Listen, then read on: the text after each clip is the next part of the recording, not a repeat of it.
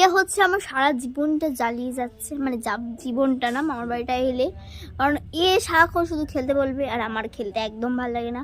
তো দেখো একদম হ্যাঁ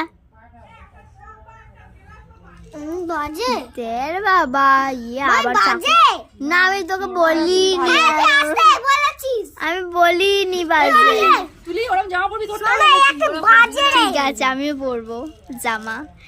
যা না গিয়ে একটু বাটি আর গ্লাস এনে দে। তুই আমার ভালো মেয়ে না? এর আগে হচ্ছে আমার পুচু খুব ভালো মেয়ে, আমাকে খুব খেয়াল রাখে, খুব ভালো মেয়ে, আমাকে খুব ভালোবাসে।